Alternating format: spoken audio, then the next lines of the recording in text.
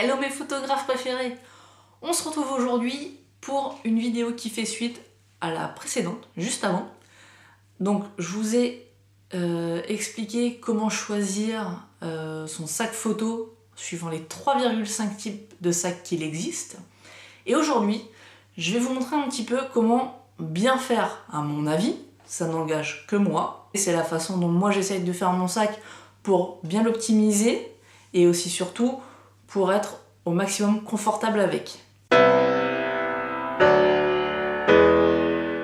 On commence avec le sac à dos photo. L'avantage, c'est que on l'a sur le dos, on va pouvoir le charger. Et ça va être vite un inconvénient parce qu'il va être lourd et s'il n'est pas bien réparti au niveau poids entre l'épaule droite et l'épaule gauche, on va vite avoir tendance à dévier. Sur des longs trajets, ça va être très vite inconfortable et souvent le lendemain ou le surlendemain, les courbatures, on les sent. On va commencer par la partie interne du sac. C'est là où on va ranger le matériel photo et tous les accessoires qui peuvent éventuellement craindre l'humidité et la poussière, surtout quand on part un petit peu longtemps. Dans un sac photo, on met un appareil photo. Vous allez avoir votre boîtier, si vous avez un réflexe, et vos objectifs.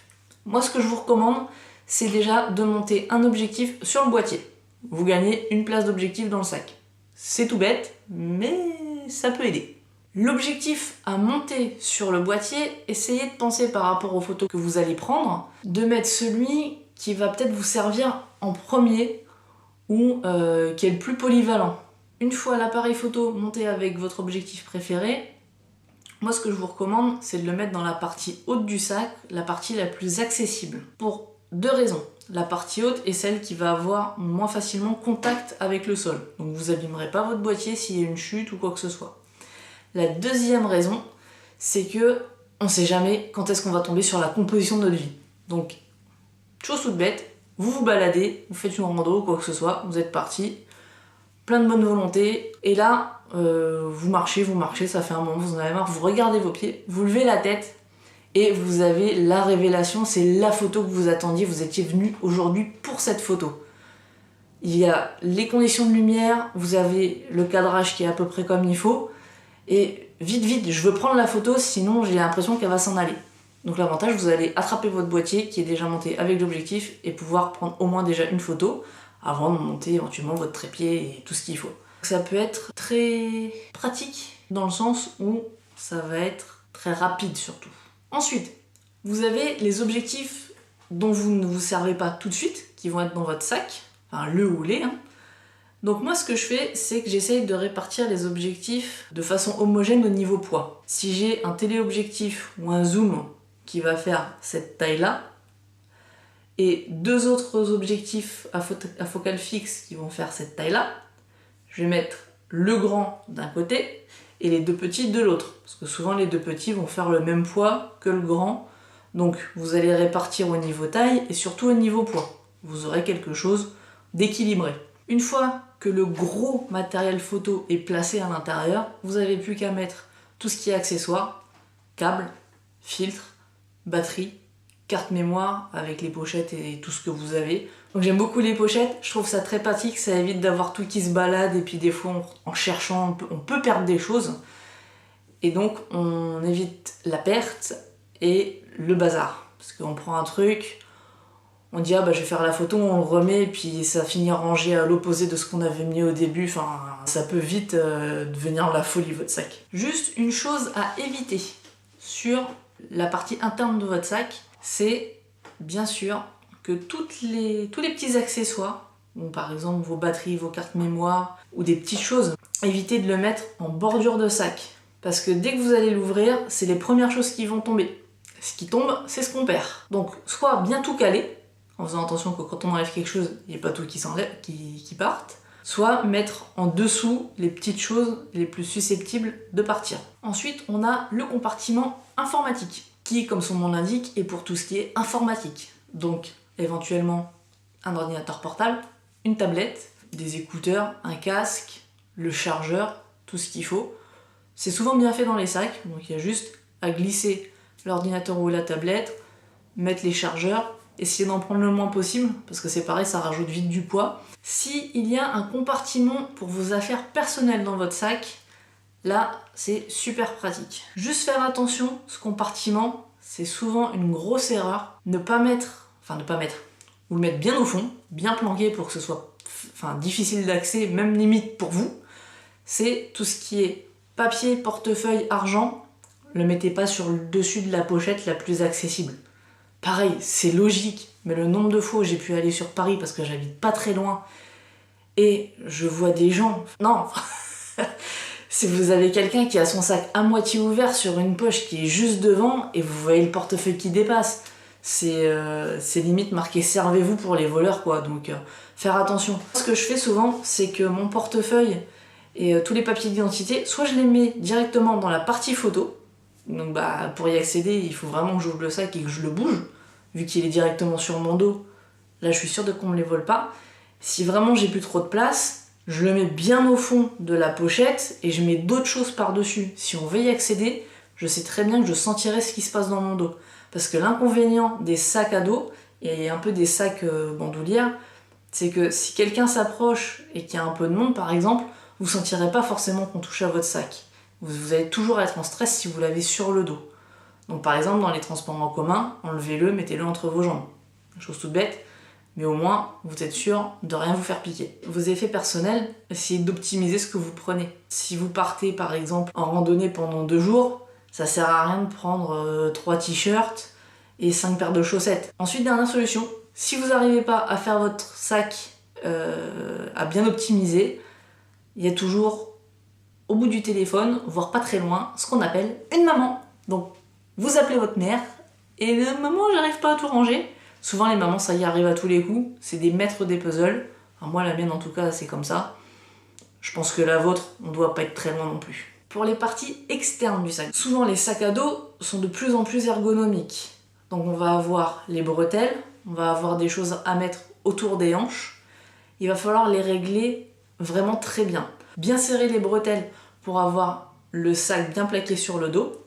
Et surtout, bien régler la sangle au niveau de vos hanches. J'ai bien dit au niveau de vos hanches. Pas au niveau des lombaires, pas au niveau des fesses, au niveau vraiment de votre bassin, de votre os. Comme ça, vous allez pouvoir faire en sorte que le poids du sac soit réparti entre vos épaules et vos hanches, mais souvent plus sur vos hanches.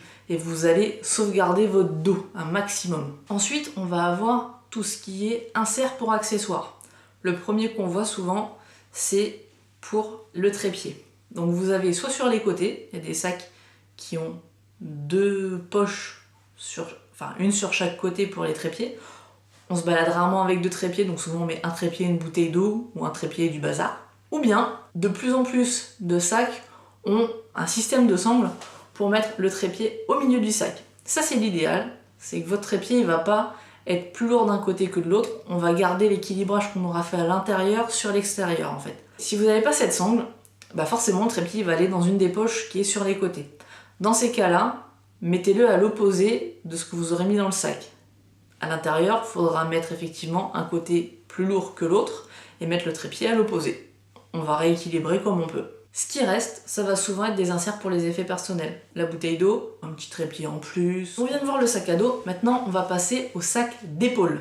Il est souvent un peu plus léger, mais il est surtout beaucoup moins ergonomique. Donc là, il va falloir faire le tri un maximum dans le matériel qu'on emporte afin d'avoir le moins de poids possible. Pour le compartiment photo, donc l'intérieur du sac, recommandation va être pareil que pour le sac à dos. Mettre déjà un objectif sur le boîtier, répartir là donc les objectifs en longueur, afin qu'ils soient sur toute la longueur du sac, parce que c'est rarement en hauteur, c'est en longueur ces sacs-là.